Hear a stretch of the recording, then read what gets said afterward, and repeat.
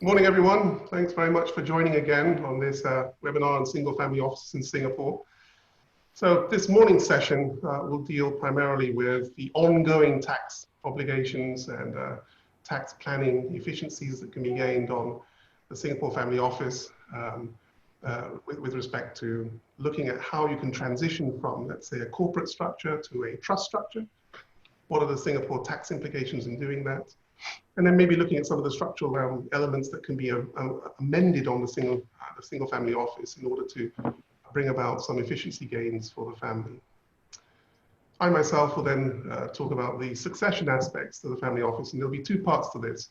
So the first part will be looking at the general succession to testamentary transfer of single family offices, the shares, and then looking at the trust side. So looking at if you have a Singapore trust, what is going to be the sort of implications of having, let's say, a Singapore family trust, where there is a succession and potential claims against the trust, either through clawback or looking at matrimonial community property regimes.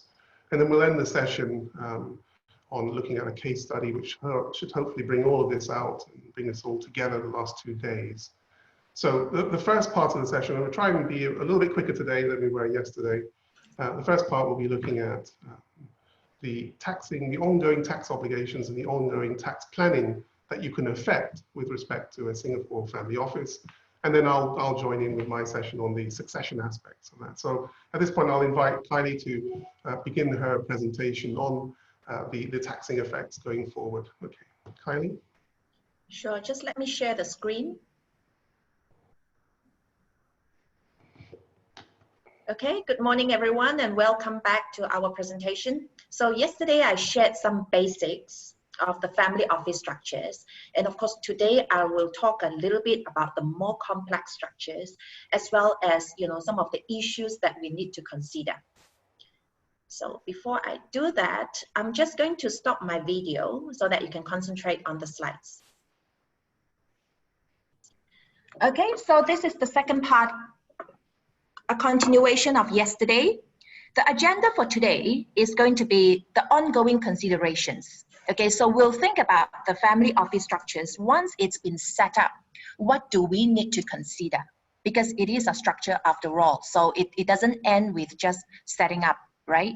And of course, some of the pitfalls in the sense that if clients change their mind, okay, along the way, or if they don't straight go for their objectives, or eventually when they terminate the structure, now what happens? So some of the things to think about. And of course, some of the different structures to cater to specific needs. Again, this is not an exhaustive list, okay? So we are just going to discuss some of the more unique scenarios that we have come across. Of course, there are many other scenarios, and just to share with you the different structures. Now, if you look at the family office, the life cycle, it starts from stage 1, which means the family just holds the investments or using a BVI to hold the investments, okay? It moves to stage 2A or 2B, depending on whether they have a trust. And I'm just showing a very simple structure that I've discussed yesterday. And it moves to stage 3 because at the end of the day, the family may decide to terminate the structure. Okay, so when we are thinking about stage 2, now what are the considerations once the structure moves to stage 2? So yesterday we very briefly talked about, all the things that we need to think, all the ongoing requirements, which includes accounting, because now all the entities in the structure, okay, regardless of how the structure looks like, it will have to prepare accounting, because it is a proper company, okay? And of course, tax compliance. And some will ask, well, if there is no tax in Singapore, meaning under this structure, I have the tax exemptions available. And if there is no tax to pay, why do I need to file tax returns? Well, the answer is you still have to, even if it's a 0 return. And in fact, there are benefits in terms of filing tax returns. And I will share with you why. For example, I had a Russian prospect, okay? They approached us to set up a Singapore company with the intention to carry out all the trades, all the trading of oil and commodities outside of Singapore. And of course, the rationale is if they do everything outside of Singapore, it should not be subject to Singapore tax. Well, in the past, it's correct. Okay, it's not subject to Singapore tax because it's not Singapore sourced. But the IRAS, our tax office nowadays will ask, number one, why do you even set up Singapore companies if you are not thinking about having any substance in Singapore? Okay, maybe you can still answer to say that I like the Singapore, I like to use a Singapore company to front my vendors and my suppliers and my clients. Okay, now the next question is that, can you show us the tax returns that you have filed in that foreign jurisdiction where the income is sourced? Can you show us the tax returns? Because if you can show us, then it means that it must be foreign sourced and not Singapore sourced. Otherwise, I'm sorry, but it should still be taxable in Singapore because you are not paying tax anywhere, right? This is a worldwide no tax position, okay?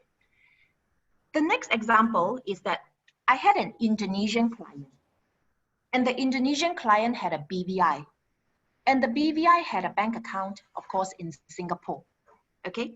So the IRAS questioned, now you made 17 million of gains in terms of buying and selling of shares. And can I just understand, and of course it equates to about 3 over million of taxes that the IRAS is trying to tax. So is this Singapore sourced or not? The Indonesian client said, no, this is Indonesian sourced because I make all the decisions in Indonesia, okay? And having said that, now the tax office came back and said, in this case, can you show me a copy of the Indonesian tax returns that's filed by the BVI in Indonesia?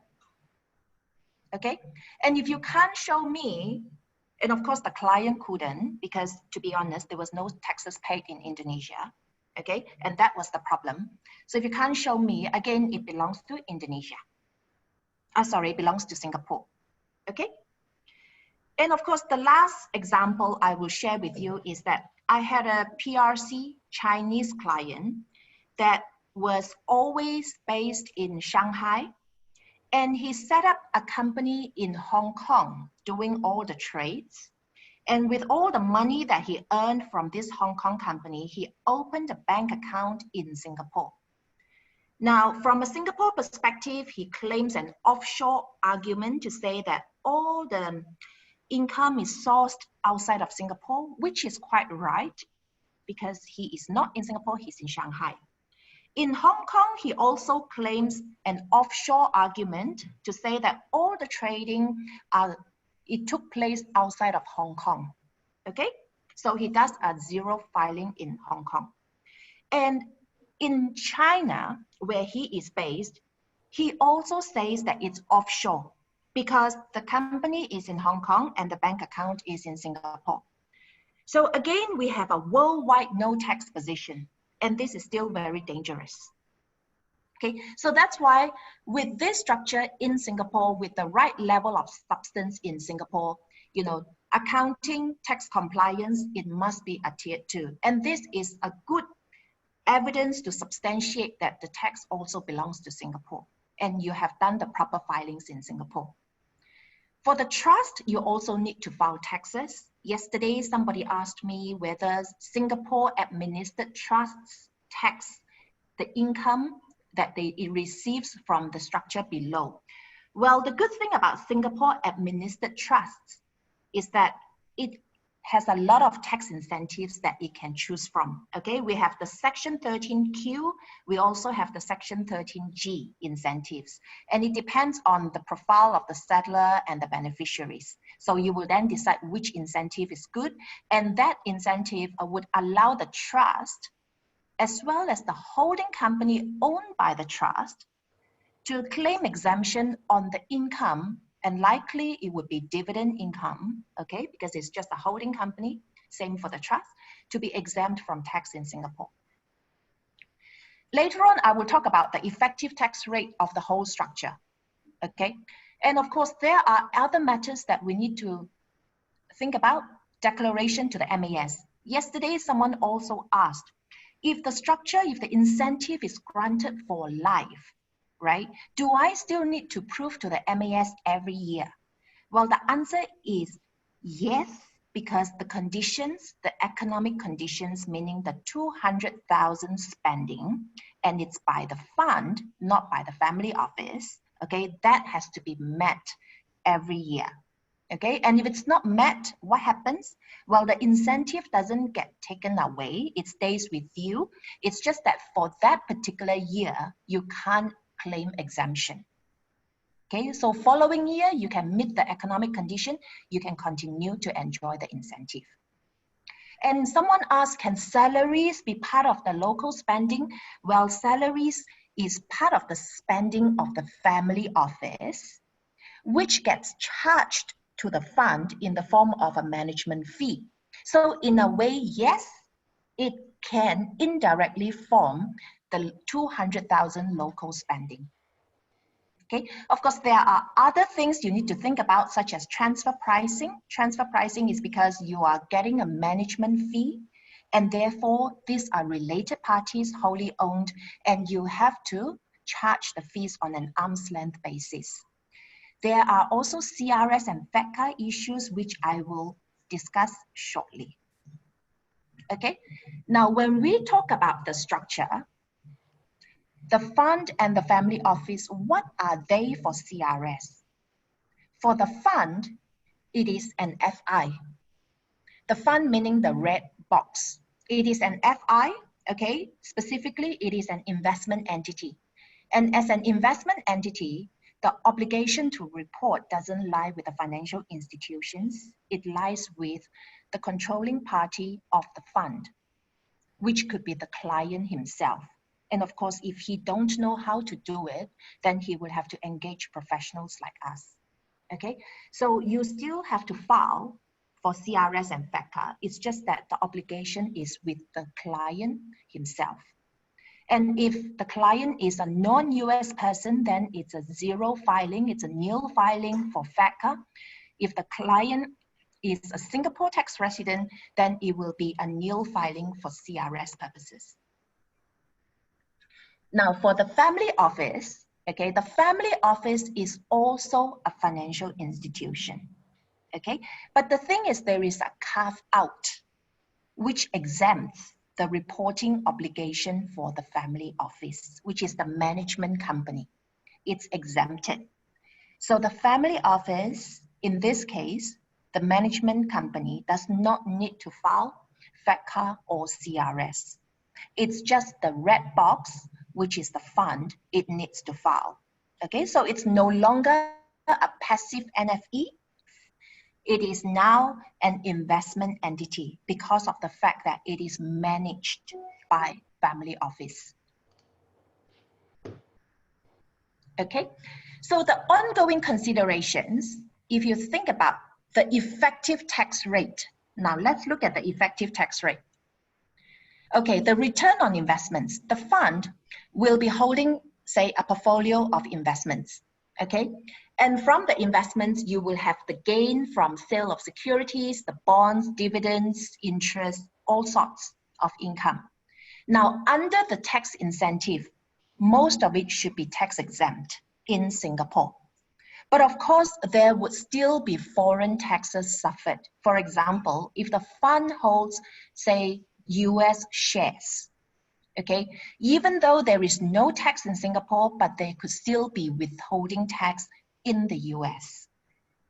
So, and assuming if there is a double tax treaty between the fund, which is Singapore, and of course another jurisdiction, then you can claim reduced withholding tax rates, okay? But once it comes back to Singapore, there is no further tax. And for all those active trading gains where the source belongs to Singapore, for example, the buying and selling of the securities and bonds, okay? For those, the source belongs to Singapore, there is no foreign withholding tax, and at the same time, there should not be any Singapore tax. because largely it should fall within the exemption list. Okay. Now then comes, what if I distribute the gains to the holding company? When you distribute to the holding company, it has to be in the form of a dividend.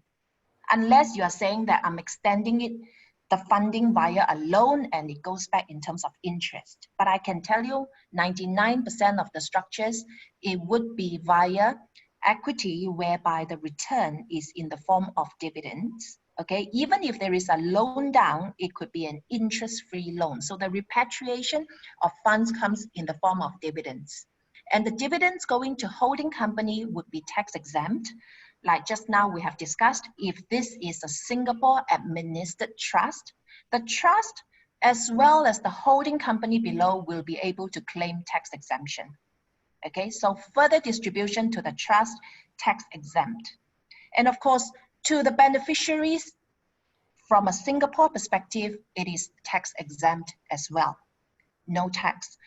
Of course, if the beneficiaries, they are US persons, Indonesian tax residents, they are Chinese tax residents, well, back in their home country, there could be tax implications when they receive in their personal name, but they have a choice to receive or not, okay? But in Singapore, there is no further tax. So you can see that the structure, the effective tax rate, other than the foreign taxes, which cannot be avoided, okay? The structure itself largely it is possible to get to a zero. So it is a tax efficient structure, okay? At all levels, that's highlighted, with the exception of the FMC.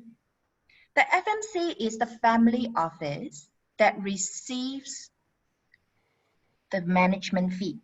And of course, with the management fee, it pays a salary. So when we are talking about the family office, actually, even though it would be subject to normal taxation, okay, with no tax incentives in Singapore, but the amount of profit that it will be making would be quite minimal, quite insignificant, because it's just management fee. We are not talking about gain on sale of securities or bonds. Management fee, less of the salary, any deductible expenses, okay, and then also our Singapore tax regime, the first 200,000 Singapore dollars of taxable profits, you can claim partial tax exemption. So close to half of that is tax exempt, okay? And then the remaining is taxed at the rate of 17%. So what are some of the pitfalls? And also, what happens when clients say, I want to terminate the structure? Okay, so let's examine. Now, clients, sometimes they are quite fickle-minded. Okay, they like to change from one structure to the other. They cannot decide. And 1 year they will build one structure, the next year they will change. And what happens? Now, for example, I have a Taiwanese client called me up yesterday and said that I currently have a BVI, and my BVI holds a Chinese operating company. And of course, the Chinese operating company, you know, it holds real estate in China. It holds land, it holds buildings, factory, and of course, it is an active operating business. So it's a WOFE, okay? BVI holding a Chinese operating entity. And he is saying that I'm getting increasingly nervous with this BVI holding company. So I want to get rid of my BVI holding company and I want to change it to a Singapore holding company. So I said, that's fine. And I gave him the pros and cons about Singapore, okay, versus Hong Kong. And I said, is that your end game?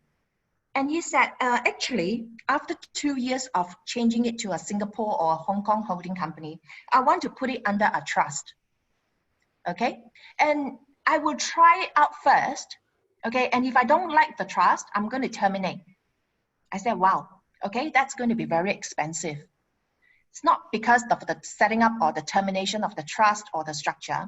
It is more because every time you change, there are transaction costs. And in this case, if you were to move from BVI to Singapore holding company, you would have to think about your stamp duty. You would have to think about your capital gains, and that is going to be very huge in China, given that you are holding immovable assets currently recorded at historical cost.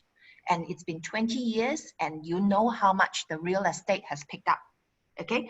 And 2 years down the road, if you feel like it, you want to put it in a trust, it's another change of shareholding.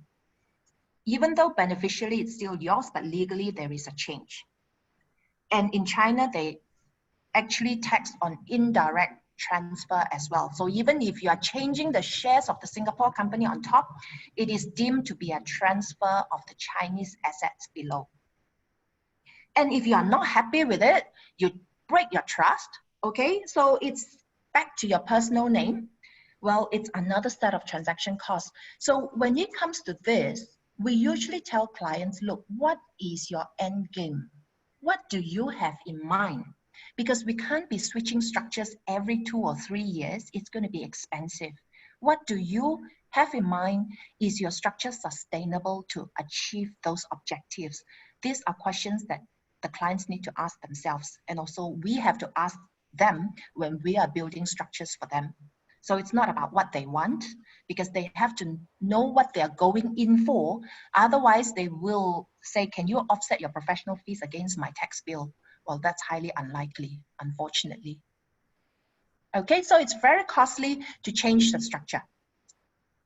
And of course, clients will say, what if I want to get rid of my structure? Okay, I've built a simple structure, I want to get rid of it. Getting rid means coming back to stage 3. Coming back to square one. So as if you've never built the structure. So what happens? Well, you have to think about the steps and the costs involved. And of course, step number 1, you have to think about how do I transfer my investments currently in the fund, okay?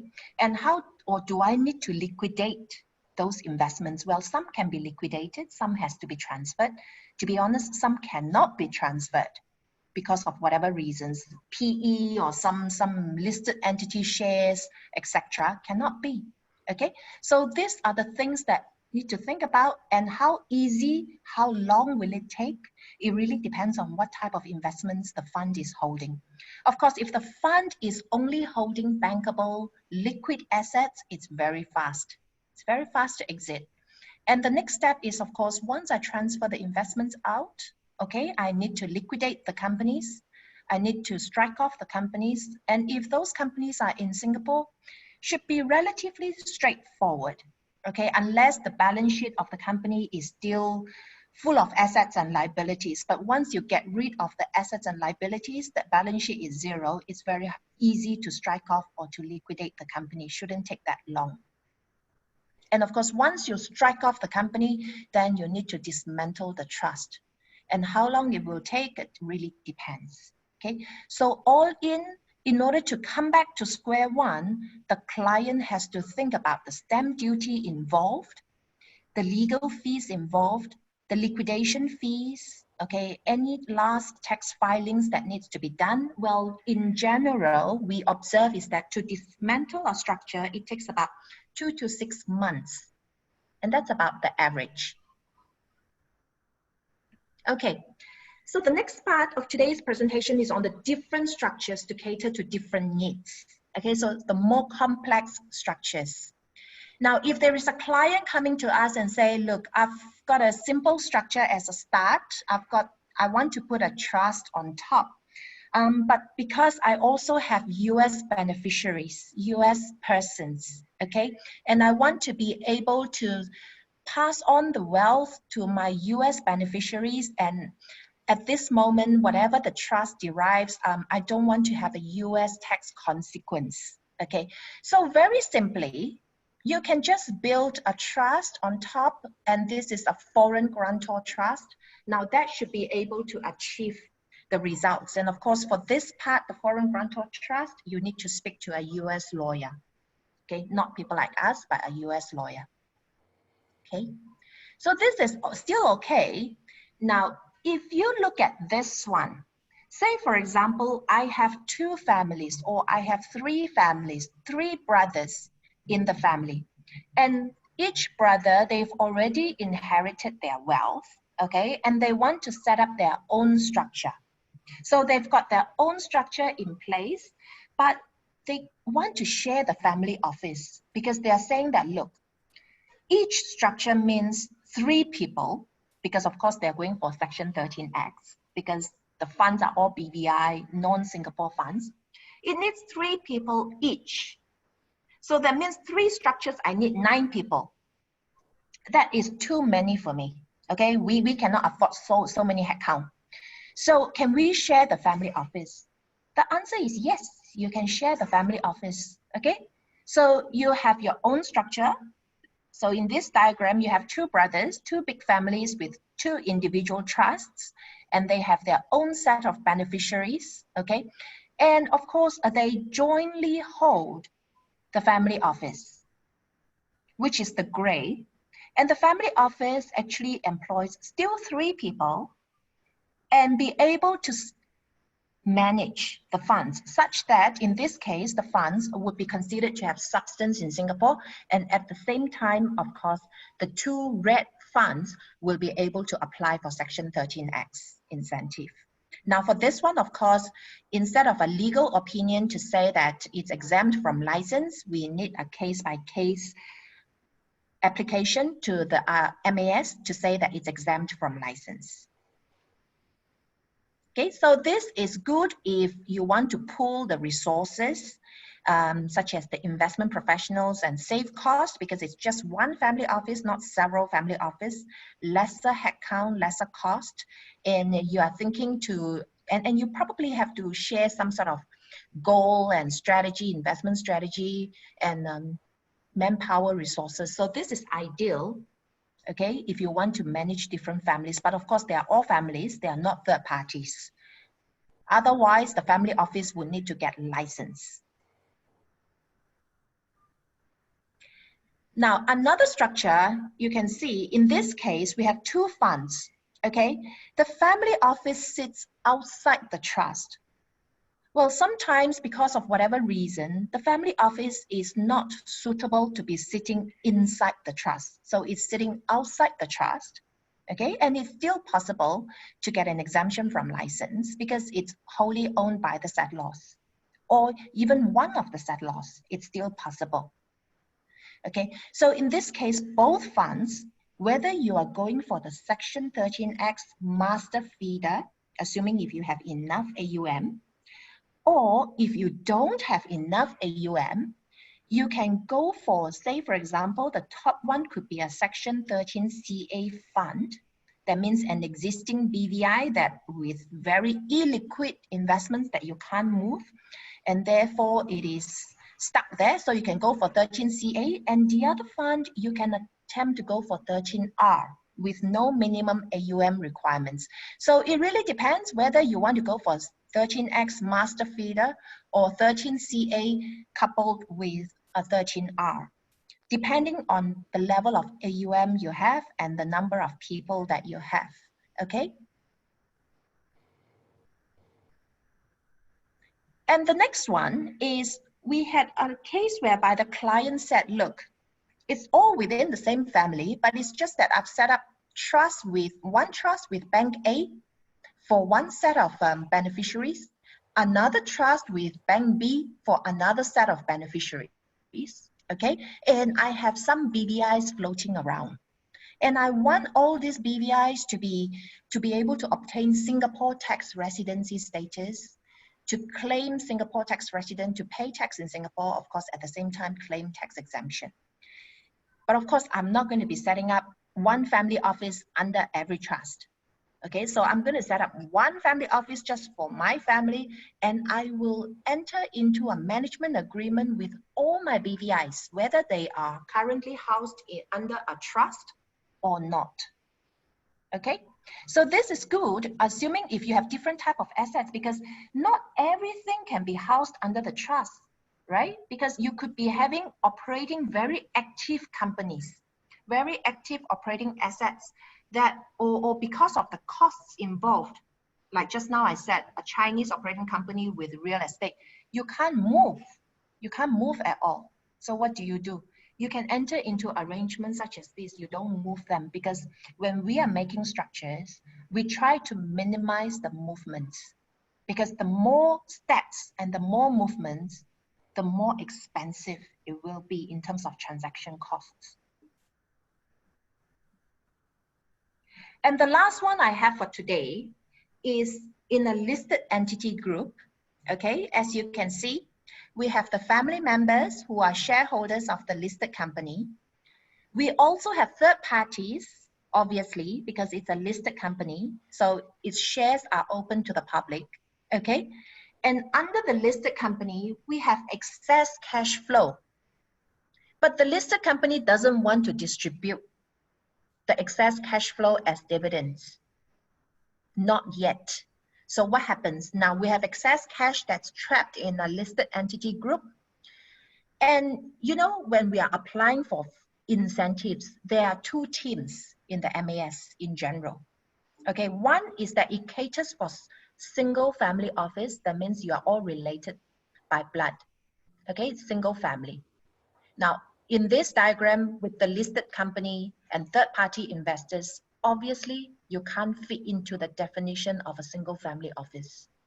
Okay, then you go to the next team, which is the third-party fund. So things like your Blackstone, your KKR, your CVC, okay, all those funds. But again, this doesn't look like a third-party fund, even though it has third-party investors. Why? Because the investors are actually investors of the listed company. It is not the investors of the fund itself. It is a very indirect relationship. So the investors, if you ask them, what are you investing in? They are not going to tell you, I'm investing into the fund. They are going to say, I'm investing into shares of this ABC listed company. Okay, so then it becomes a very awkward situation. It is awkward because it is neither a single family office nor a third party fund. So in this case, the company A, the red color, will not be able to apply for the Section 13X or 13R incentive. What can it do? Now it can go for a managed account. The managed account was introduced in the 2019 budget as an expansion to the Section 13X scheme. Okay, the managed account in this case, it doesn't have a requirement whereby it looks at the shareholders and say, okay, you must be investors into the fund. Are you family? Are you not family? No, it doesn't. It simply looks at the account. And the account has to be a custodian account of the family office. Of course, legally, it still belongs to company A. But the incentive in this case is given to the account, not to the company. Which means if the company has other accounts, it will not be able to enjoy the tax incentive. It is only this account. And this account has to be 50 million AUM. And we are talking about net AUM and above in one particular bank. It is not several banks add up together. It's one particular bank, one account, okay? And once you get it, of course, you get it for life, for the life of that account, right? And if you are not happy with the bank and you want to change bank from bank A to bank B, so your account is no longer there, which means you will have to apply again. But meanwhile, it is suitable, okay, if you have a listed entity group and you have excess cash and you don't want to dividend up, but you want to manage the cash to create further values for your investors within the group itself. And of course, it will be reflected in the shares per earnings per share of the listed company. Now that would be useful. So you go for the managed account. The downside is that it has to be just one bank, one account. Of course, if you have several accounts with 50 million, then you apply this for several accounts. So it is not on the company level, it is on the account level. Okay, so that's all I have for today. Okay, I've already exceeded my time and I'm going to pass it on to Zach. Zach, over to you. Brilliant. Thanks very much, Kylie. Very insightful. Let me screen share. Okay, so this is a sort of somber topic to continue on with after Kylie's technical session there. And this really just looking at two areas. And the only reason why we decided to put this on as part of the discussion is because of obviously the current climate and clients being very concerned about how things will go if anything untoward were to happen to them. So the agenda really is testamentary succession, just updating how that would work in a Singapore context where we have a foreign individual, and looking at the succession firewalls, particularly with respect to trusts that are formed and created in Singapore, and how they will fare in the event of a succession. So just moving on to the testamentary succession first. Same diagram as we had yesterday.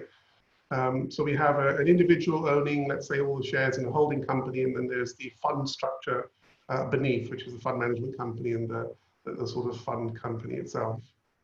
Now, this individual is assumed to pass away, and they die with, let's say, a Singapore will. This is the proportions in which they decided to move the shares on their death. Presumably there's other aspects. They could also obviously have a trust within the will as well. So standard sort of succession planning where you're using testamentary instruments instead of sort of a inter vivos or lifetime trust. The question that comes up for us now, particularly if we're in the advisory side with families, is what is effectively the status of this will? In other words, is it valid? And how do we go about the process of validating whether or not that's the case? So the validity of a will, from an international client's perspective, there are three aspects that you'll need to run through. The first is the formal validity of the will, and I'll run through that. The next is the capacity of the individual to create the will. And then finally, the essential validity. And this is the one that actually catches out a lot of the advisors in casually creating these sorts of wealth planning tools for clients. The essential validity of the will, which is basically what is the applicable law for that will. In other words, which law will govern the succession to the family office going forward? Will it be Singapore or will it be elsewhere? So coming back, let's look at the formal validity of the will. Formal validity in a Singapore context is effectively governed by the Wills Act. And what it will require is this document properly executed? And here, Singapore law follows effectively UK law, and it provides many, many different alternatives to validate that the will was properly executed. So it'll either be where it was executed, the territory in which it was executed. It'll look at the testator's domicile, either at death or on signing the will. Testator's habitual residence, again, either on date of signing or on the death.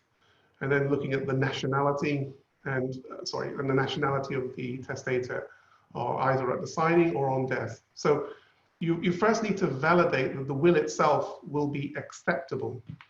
And these are the different countries or the different matrices that you can use in order to validate that this is a properly executed will. And here we're looking at the classical instance of the testator signing in the presence of two witnesses, and the witnesses also countersigning in his presence.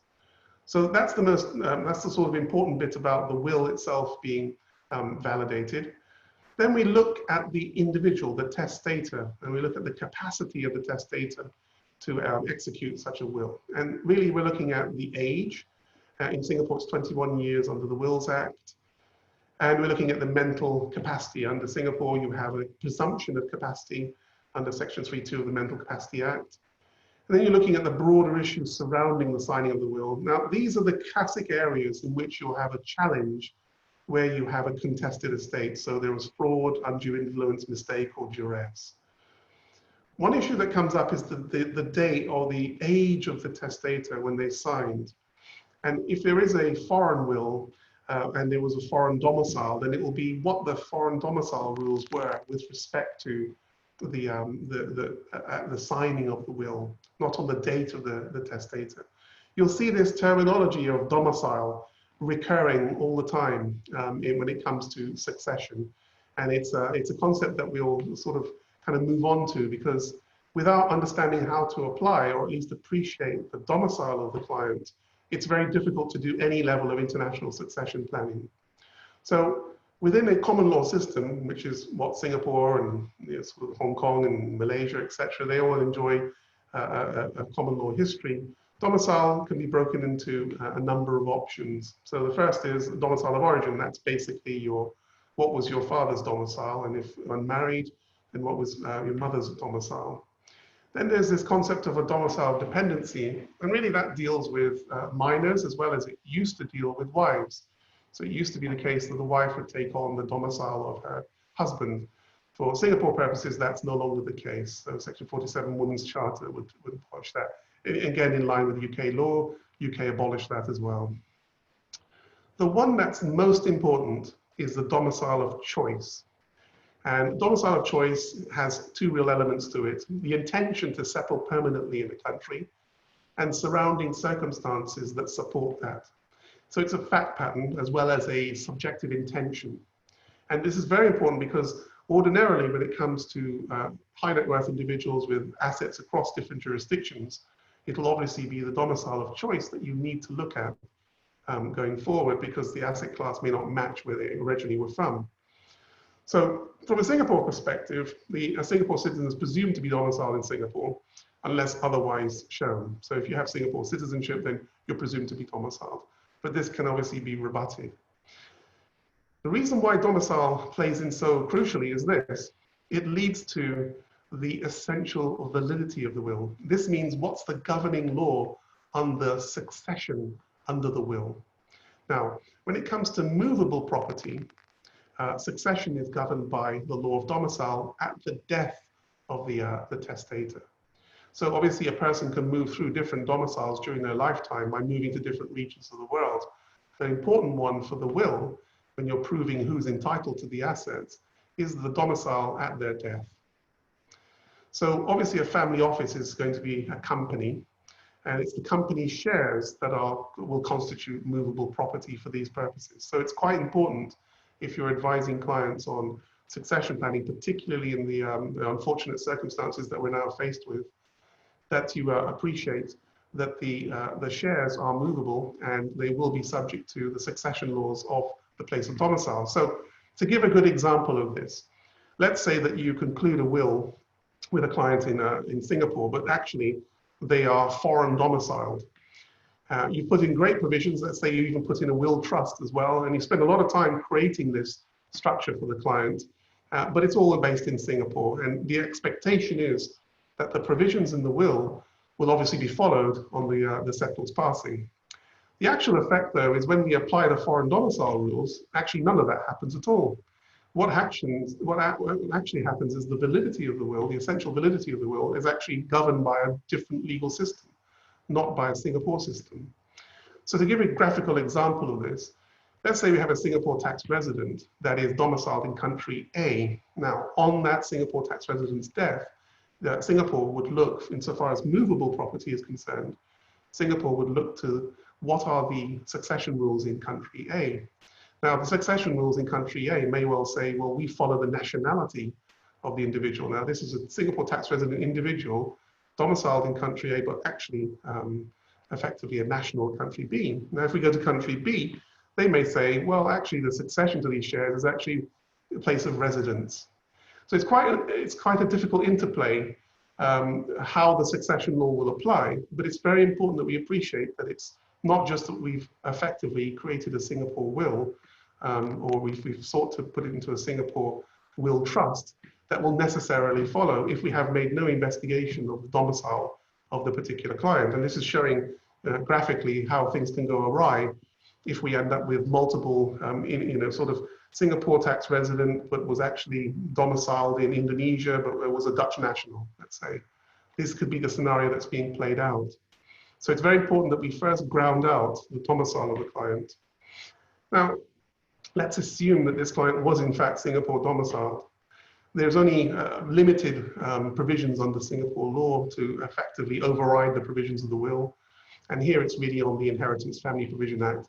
This again is a piece of legislation that originates in the common law jurisdictions. UK has it, Hong Kong has it, Malaysia has it, and obviously Singapore has it. And what it does is it provides for the surviving spouse for the unmarried daughter, minor son, and disabled children. And what it does is it provides a maintenance order.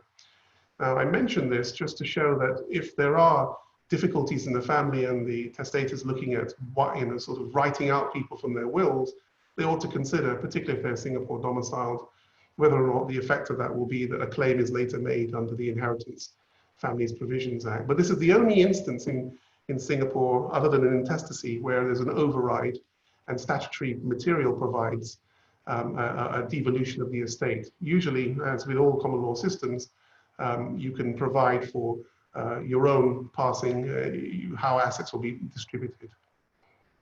So the key summary here, the key takeaway on the testamentary succession is this: you must determine and review the client's domicile. You can't, that's the basic starting position in doing any advice to anybody who is international and is using Singapore as an international financial center for their private wealth. You must stress test the intended succession plans that they currently have, or encourage them to stress test to see whether or not they actually work. They may have been implemented or thought about many, many years ago. Does it actually follow through? Are they now Singapore domiciled, or are they domiciled elsewhere? Review any existing wills in light of the client's current circumstances. So here you're just looking for whether or not the will provisions are now subject to a forced heirship regime going forward. So you're trying to stress test that what the client did before actually works now.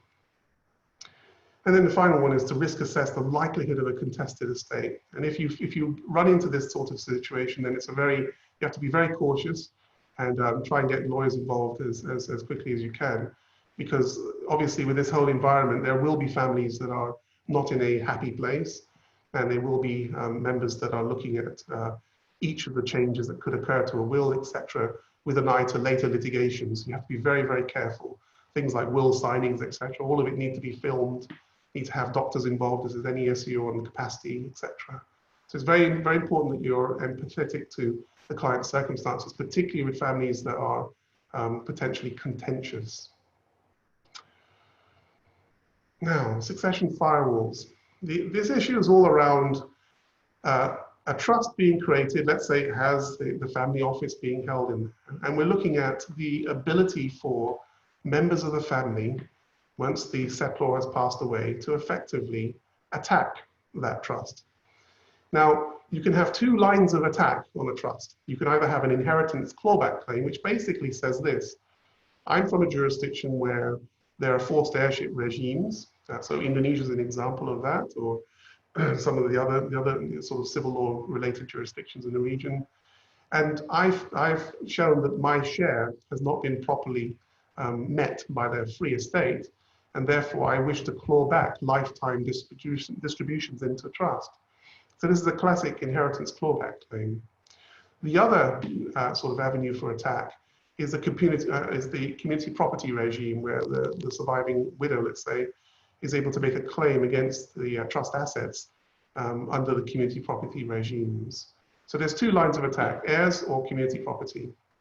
And what we're trying to do here is figure out, if there were in fact a Singapore trust involved, how would it work? How would we actually be able to withstand these various claims? So looking at the anti-forced heirship protection that we have, Section 90 of the Trustees Act provides the material. What it provides is this. Without going too much into the detail, it's basically saying that the validity of creating a trust or transferring assets into a trust is subject to the capacity of the individual at the time of either transfer or the trust creation. And under Section 91, the capacity is deemed to be satisfied if any of these laws, law of Singapore, law of domicile, nationality, or the proper law of the transfer, if any of them are satisfied, then the transfer into the trust or the trust itself cannot be challenged. This is only in respect of, under Section 92, in respect of inheritance or succession claims. So these are the two grounds on which the trust can't be impugned going forward: inheritance or succession, i.e. heirship claims. There is, however, a proviso. The deeming provisions don't apply to a Singapore citizen or a Singapore domiciliary. So again, when creating trusts, you have to know whether or not you're dealing with a Singapore domiciliary going forward, because if you're not, then the deeming provisions, i.e. the deemed validity, will not apply. And what you end up with is having to rely on common law principles. The other thing, of course, is there has to be a Singapore trust, and it has to be being administered by a Singapore trustee. So the anti-forced heir protection, in summary, is deemed capacity to create only if you're not Singapore domiciled citizen at the relevant time. The trust has firewall protections only against inheritance and succession claims, and it has to be a Singapore proper law trust with a Singapore trustee. Clawback claims against a Singapore domiciliary citizen that created a trust will be subject to the ordinary principles, ordinary conflict of law principles. These are fairly complex, but generally, common law doesn't look very favorably on a clawback claim from a forced heir jurisdiction involving assets, movable assets, that were situated in the common law jurisdiction. So it's quite difficult for a claim to be sustained against a trust in that way, but it's not impossible. So the summary position is this: must determine and review client's domicile. Okay, you must understand that because the anti-forced heir rules are tethered to that domicile and obviously the nationality. You must review that at creation of the trust and additions to the trust. These are both the indices when you must look at this. Determine whether the heirs are able to enter into an agreement or an arrangement to waive their entitlements. So if you find this situation could occur, then try and engage with the family to see whether or not there's a way in which they can get around the forced heir claim, potentially rearing its head. Determine whether it's a contested estate, and this will give you some risk ranking on the likelihood of later dispute with this family. Now, the other head, the community property claim.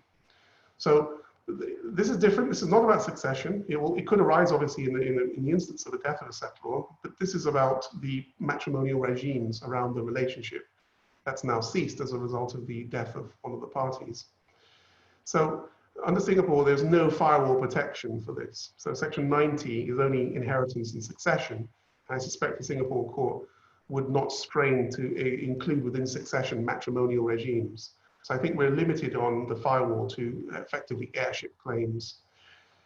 Doesn't extend to personal relationships, which is the general wording that you see in the firewall protections and some of the other offshore financial centers. The community property is seen as a proprietary interest. So let's look at the mainland Chinese relationship. The wife would, on marriage, start to accrue a proprietary interest in half of the assets during the currency of the marriage. That's a proprietary interest. So the idea here is it's not a claim. It's actually when the husband settles the trust, half of the assets going in are owned by someone else. So here, that's the main issue that you have with these community property regimes is it's proprietary in nature. Some jurisdictions have, of course, moved to try and create firewalls against this. I use the example of Labuan. Within its Trusts Act, Section 10 provides, at 10(1)(a), personal proprietary consequences of marriages shall not invalidate a transfer into a trust or the trust itself. So that's an example of one of the regimes in the region that has sought to address this. Singapore has not done that. So on community property, the real thing is this: determine whether community property applies at all. So the clients that come to you and decide to create trusts, you must first decide if they're creating a trust of a family office. Well, look at the settlor and then think about, well, where's their domicile, where are they situated, what's their, are they married, and then look at whether or not community property applies and determine whether or not the assets that are being placed in trust would in fact be community property. Determine whether the spouse can validly consent to the transfer into the trust so that later on there wasn't a claim against the trust. And this is quite important. Explore ways in which you can perfect the transfer into the trust. And then obviously determine whether or not there's a likelihood of a contested estate, because that will give you a good idea of whether or not this has a potential to blow up if anything were to happen to the settlor. So if you have to come back to the position of advising the settlor accordingly, and obviously advising the testator as well in summary. Without all of these underlying fact patterns, without understanding the community regime, without understanding the domicile, it's very difficult to begin the process of competently advising international clients. Their only connection with Singapore may well be that they have a family office and that they have, let's say, PR status, but we don't know whether or not they actually have domicile in Singapore. So it's very important that these investigations are done in order to ground out the proper advice as to whether or not they do testamentary dispositions or whether or not they move to create a trust, and what's the survivability of that trust if anything were to happen and family members were unhappy about sort of being written out or not having the correct amount of shares or benefits from the trust. Okay, that was all I wish to say on this. I'm going to bring it back to screen share generally. Stop the share. And I'll invite Joe, who appears to have dropped off, to see whether or not we can enter into there we are. So Joe, if you could start to begin the sort of case study. I think we're running, as usual, a little bit almost late. Look at the case study so that we can begin the process of just running through how all of this will come together in a practical example. Sure. Let me just share my screen. One moment, please. I just had to reset my modem because my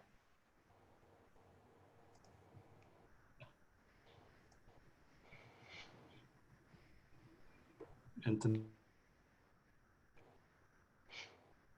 I think Joe may have frozen there. I think the general idea is just for the members that are still here. The idea of the case study was to look at a scenario where we have a family thinking about creating a Singapore family office, but they've got many different matrices in the relationship. So it's 3-generation family. They have a family business involved, and they also have various assets under management within different jurisdictions.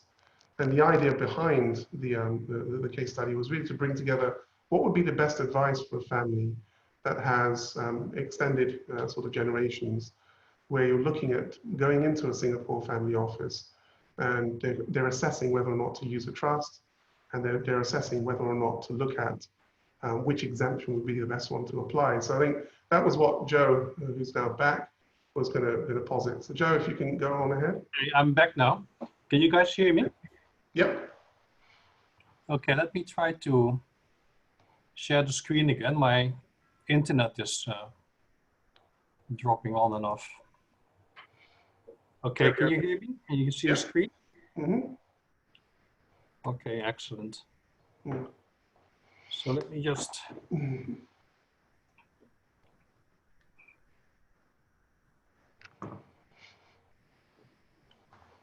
Right, that's the Wong family. Right. Mm-hmm. Let me quickly go through this.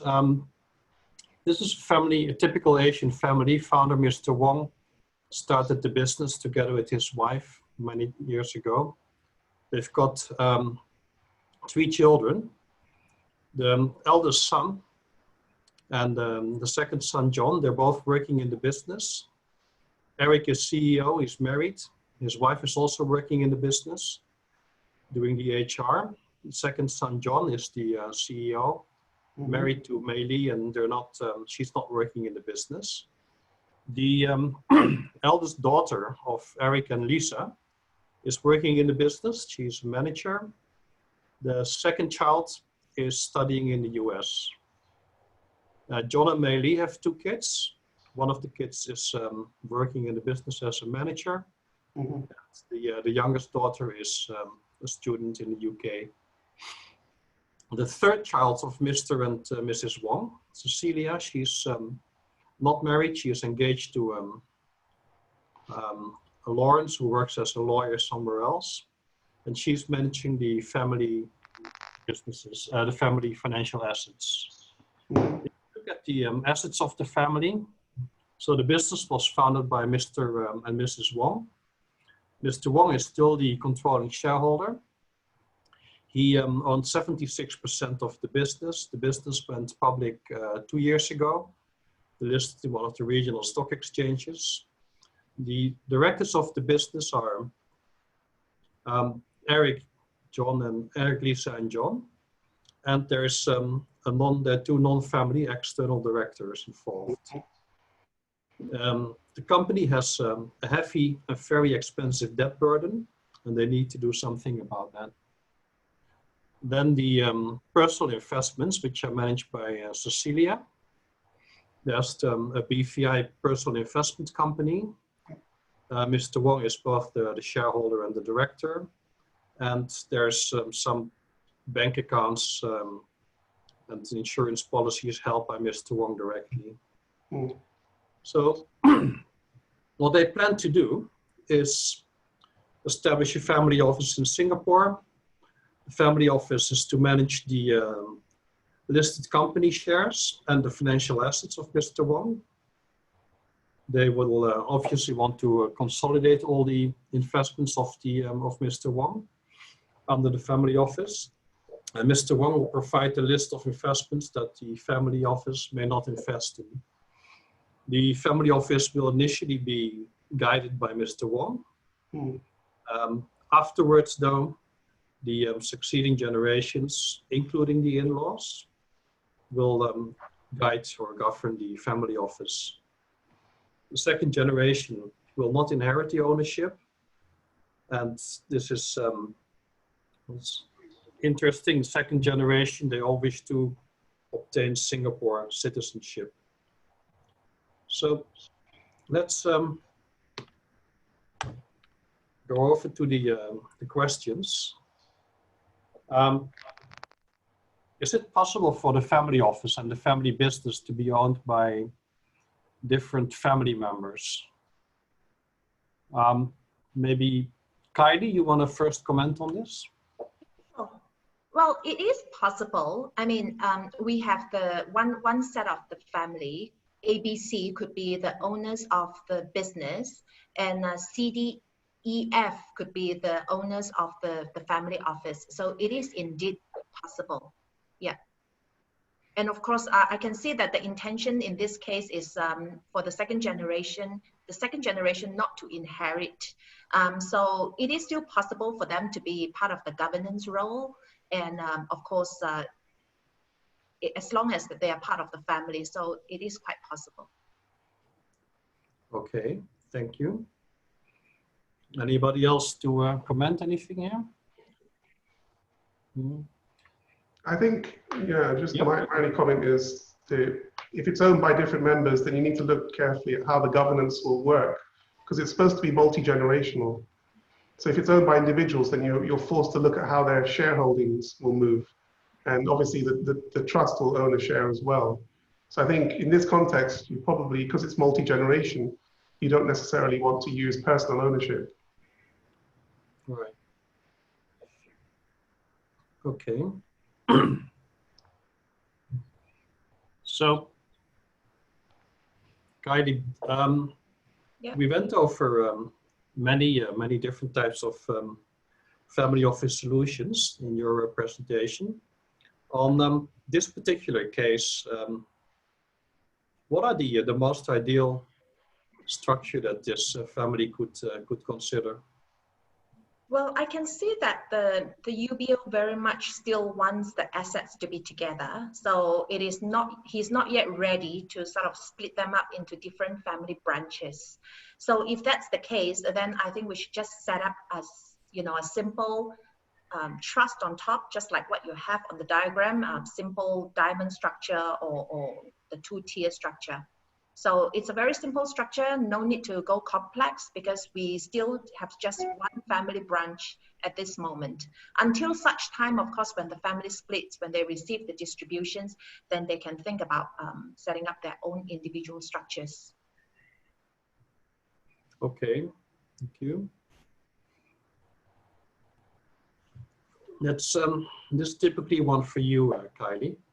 Yep. There's a lot of controversy and new regulations with respect to the tax havens in Asia, Cayman and BVI are most of the time used by families. What are the pros and cons of continuing to use a BVI company in a structure? Well, BVI companies, they are still very good, to be honest. I'm not saying that BVI or any offshore companies are not good. The important thing is that you have to have the right level of substance. And so, for example, just now in the example that I mentioned, okay, can the Indonesian claim a BVI tax residency? Because he can't claim Singapore, he can't say Indonesia, then can he claim BVI tax residency and don't pay tax in Indonesia or Singapore? Well, the reality is you can't, because you don't have any substance in the BVI, and there is nobody in the BVI. So if it is supported by the right level of substance, or if your BVI is able to migrate its tax status, so it is still a BVI company legally, okay, but for tax purposes, it is a tax resident of, say, Hong Kong or Singapore or wherever, then BVI is actually not bad, because BVI, they don't have a compulsory audit requirement, okay, unlike Singapore. So if you have a Singapore holding company, then you would have to audit the companies below, whereas for BVI as a holding company, you don't have a compulsory audit requirement.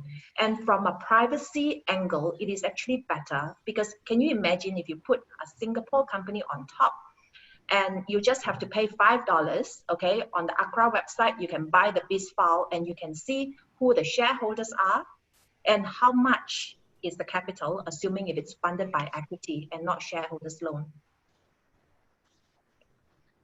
Right. Thanks. Let's go over to the next question. This is perhaps one more for Zach. Zach, can you comment on some of the main concerns in creating a multi-generational succession plan for this family using family office? The main thing is they're going to be using a trust. If they use a Singapore trust, then they're going to have to be very careful of the community regimes that could possibly apply to the spouse. So they have to be very clear that when they transfer assets into this trust, that these assets are not subject to some level of clawback, either through forced heirs, because for some reason the trust is not sufficiently protected under Singapore law, or more likely under the community property regime. So it's fairly important. There was a recent Cayman Islands case, I think, where they settled, where there was a mainland Chinese couple, a husband passed away, wife immediately made a claim against the Cayman Island Trust under the community regimes, and it was obviously accepted under Cayman Islands because that's one of the exclusions from their firewalls. So it's very important that there's a good idea of what's the level of the likelihood of there being a contested estate if anything were to happen to the settle going forward. And the idea here is you just try and make sure that the family keeps on an even keel. So if there are things to be done, for instance, agreements across the forced heir class and a consent from the wife, then all of these things should be obtained in creating this if they are obviously not Singapore domiciled and the domicile of the marriage is not Singapore. So it's quite an important preliminary consideration. Without that, you're just effectively waiting to see what happens. Okay. Thanks. So that's, I can imagine that's it's a very complex question if you take into consideration the issues faced by Thai and Indonesian clients if they ever wanted to set up a structure like this. Thanks, Zach. Let's go on to the next one. This is about the Wong family, which is still very manageable. It's just father, mother, and three kids at this point in time. But what should the Wong family do to manage or avoid family disputes surrounding investments if they go on and create a single family office, given that the next generation will obviously be a bit more complex?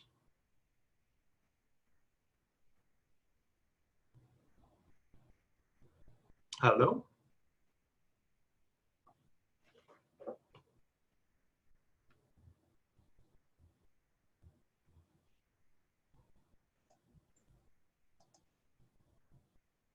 Hello? Zach is gone. Yeah, Zach is gone this time. Yeah. He has 12:10 power cut. Ah, Yes, that's true. Yeah. Internet cut in Bangkok. Okay. Maybe in the meantime, we go on for the a question for Dom. Dom, the Wong family, one of their objectives of the second generation was to obtain Singapore citizenship. What would you suggest could they do to require this Singapore citizenship? Yeah, it's a good question. Of course, Singapore doesn't have a direct sort of citizenship by investment program, but certainly using the GIP would be, in theory, the quickest way to get it.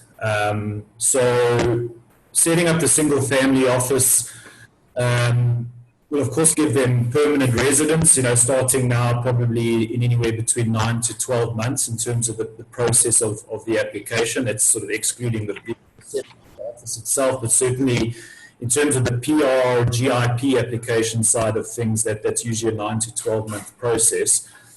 Once they have the permanent residence, Singapore's rules are that you would have to be a permanent resident for at least 2 years before you're eligible to apply. So they're looking at a 2-year time frame.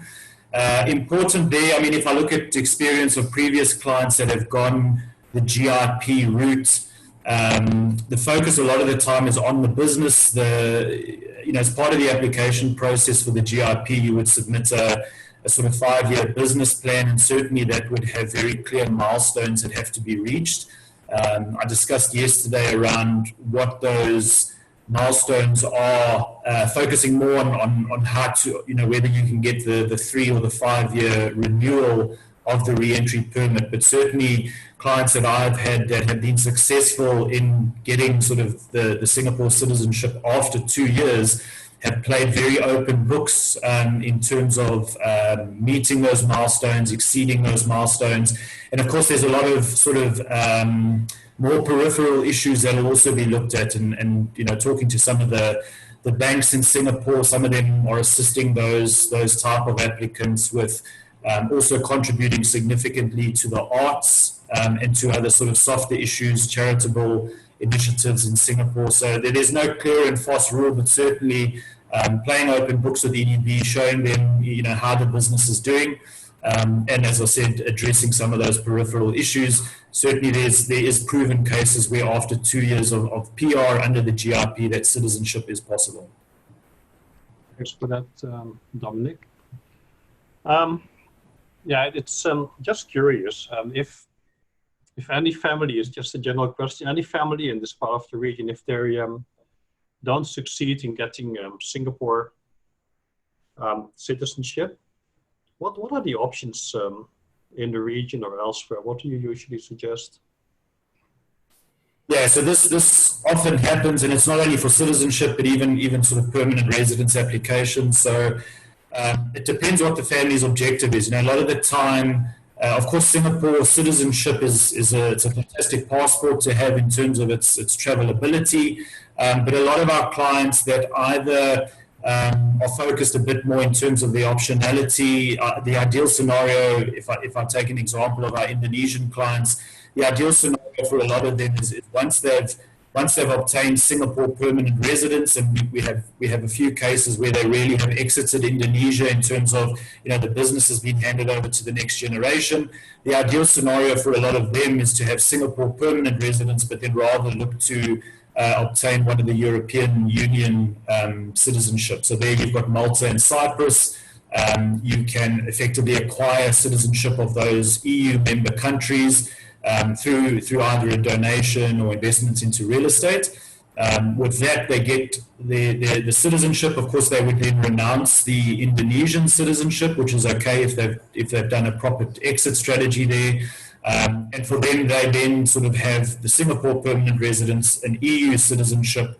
That, of course, affords them all sorts of settlement freedom throughout Europe, but also the travel freedom, which certainly an Indonesian passport and most of the passports in the Southeast Asia region don't afford them. Okay, thanks, Dominic.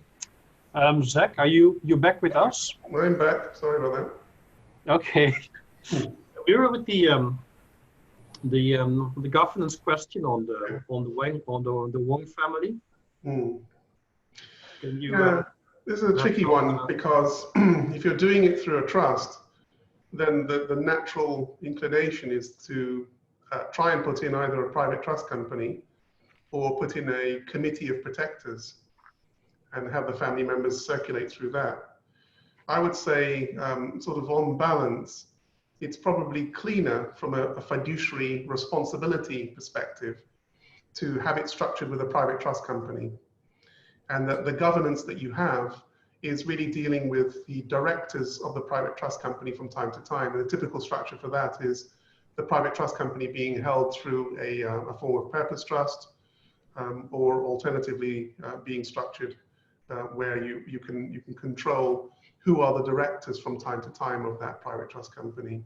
So I think that's the most important thing is with it from a fiduciary sort of risk exposure context, I would say probably a private trust company is best. In terms of how they couple together all of the governance when they actually put it through, because there's a trust involved, it'd be fairly complex in aligning all of the underlying.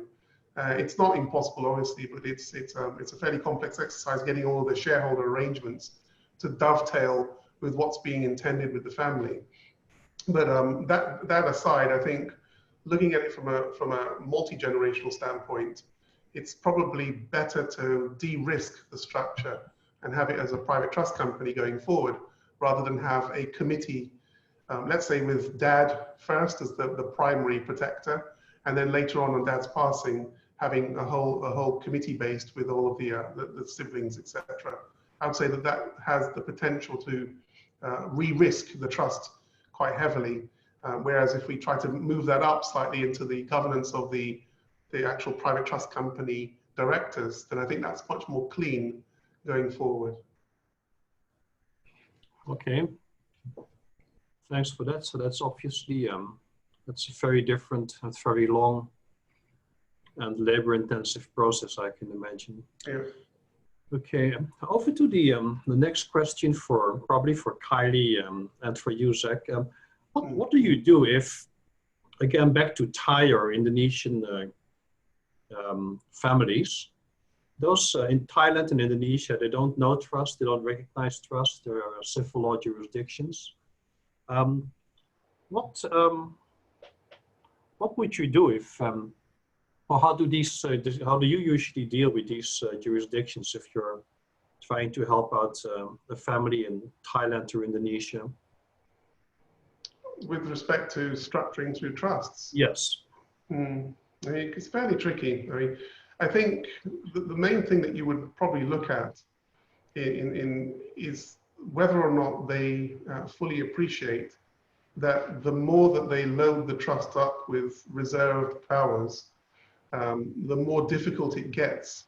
If they're operating, let's say, through a Singapore platform, Singapore, and this is a deliberate strategy, right, has not provided enough guidance statutorily as to the interrelation between reserve power holders and with respect to the trustees. So there's a natural inclination for these families to begin the process of trying to reserve back as much as they've given to the trustee. But in doing that, they create a rather unhelpful risk matrix within the trust.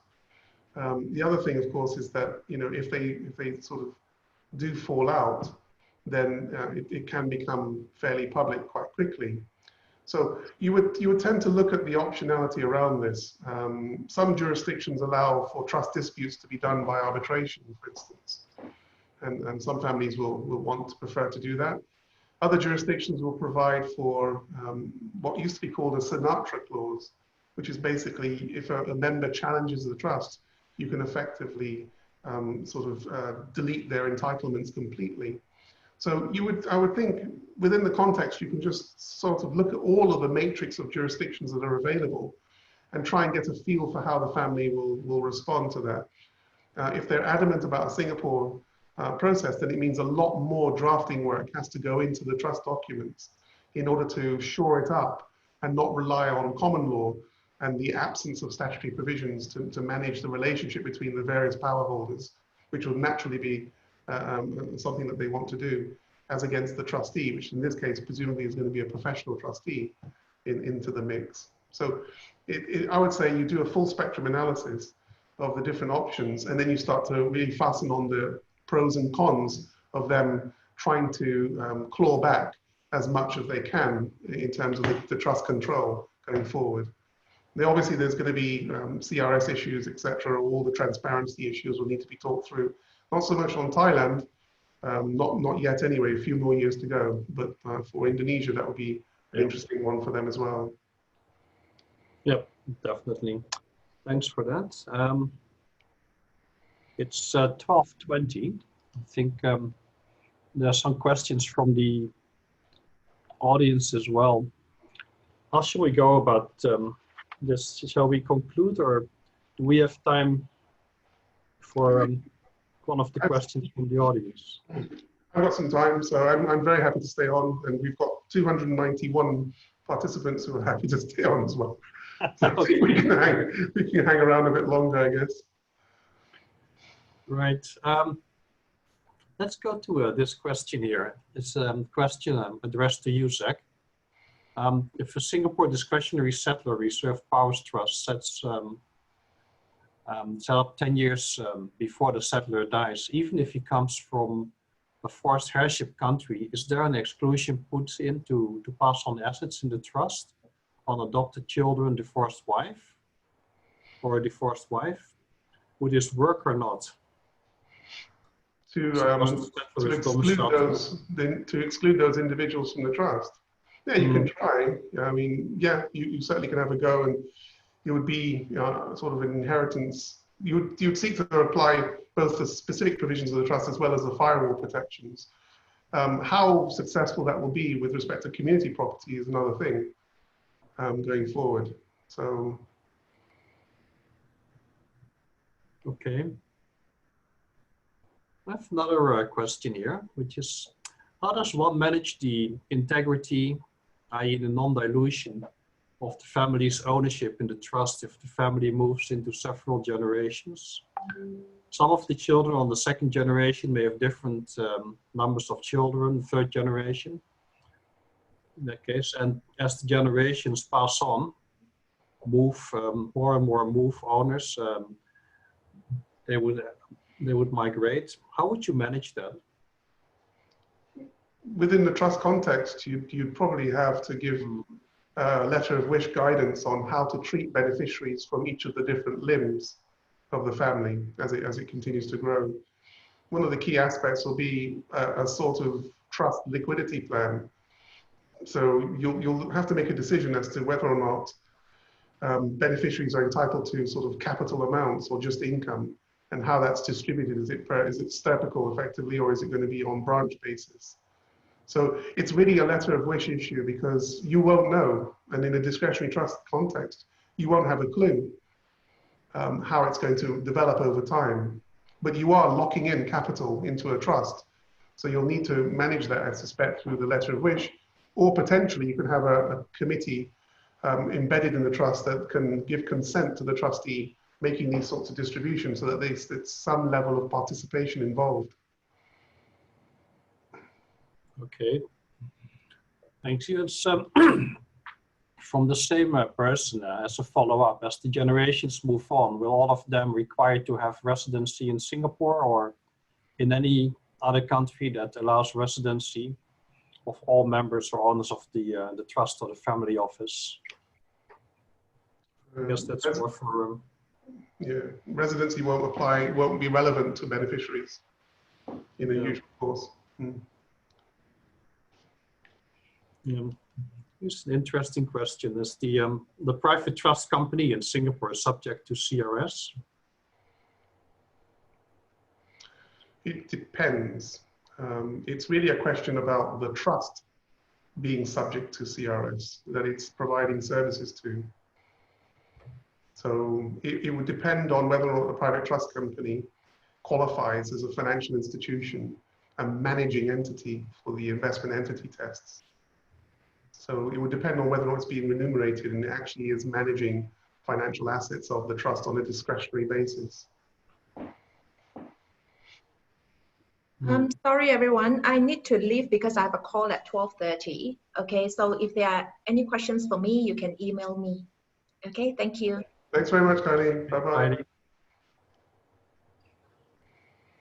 That's it's a pity. I just wanted to ask Kylie an interesting question, which is maybe you have some views on this, Zach.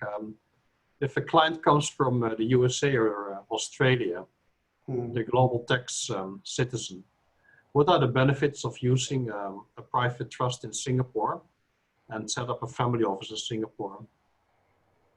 Would you have any comments here? I think it's going to be there. Well, it will all come down to the level of CFC rule, wouldn't it? Whether or not there's a track back to their taxing in the source jurisdiction by virtue of those rules, and whether the CFC rules are sufficient to look through a trust, or if they're holding it in a corporate file and doing it that way. Yeah. Yeah. I guess the tax advantages will be very. That's a question mark. That's a lot of work, but we also noticed that a lot of families that a lot of inquiries that we are getting, people from the US or Australia, they're not after tax, but they're after just succession planning and keeping the family and the assets together. Yeah. Which is also a very important consideration. Zach, one for you again. With regards to domicile for wills drafted in Singapore, do you refer to domicile or origin or of choice? Domicile of choice being hard to prove. Yeah, you look at the facts. It's not the domicile of the will, it's the domicile of the testator. So you're looking at their domicile. At death is the main one for essential validity. Insofar as the sort of looking at things like capacity, you look at domicile at the date the will is signed. And then you'll have obviously domicile as one of the mix on looking at the form of the will. So has it been properly attested and etc. So you're looking at the individual, not the will. The will itself doesn't have a domicile. Right. Thanks. Just to conclude, I have a few questions here. Where people are asking, or the audience is asking, the pros and cons of starting a single family office in Singapore or in Hong Kong, or like anybody is saying, like someone's asking any other ideal jurisdiction in Southeast Asia for starting a family office. Yeah, this seems to be a topical one. Usually what people will trot out is Hong Kong is experiencing difficulties at the moment politically, so therefore there are other reasons to consider Singapore as a safe haven. I mean, who knows whether there's merit in any of that argument, but I think it really comes down to this. It's the convenience factor, the professionals that are involved, and looking at the substance of what's going to be unfolding, because the jurisdictions are pretty similar. They're both common law jurisdictions. You can structure in the same way. And family offices tend to be, particularly these types of family offices, a lot of other reasons to form them other than tax. There's also the consolidation effect, etc. So I think it's going to be various, and I think it'll be pretty much quite specific to the family's positioning. Yeah, yeah, and to the assets, obviously, if the want the family business to be part of the structure as well, like the one family. Okay, it's 12:30. I think we have to conclude this the second session. Just like yesterday, a recording will be available later today, and we'll send everybody an email with the that they can register to download the link to the recording of the session. The other questions, that there are some more questions, but we will we'll answer them by email. Yeah, very good. Okay, very good. Thank you very much, everybody, for attending, and thank you, Dominic, thank you, Joe, and obviously thank you to Kylie for participating, and thanks for everybody that's tuned into these things. So I kept dropping off, but that's Zoom for you. Yeah, same here. Okay. All right, thanks very much. Bye. Bye, everyone.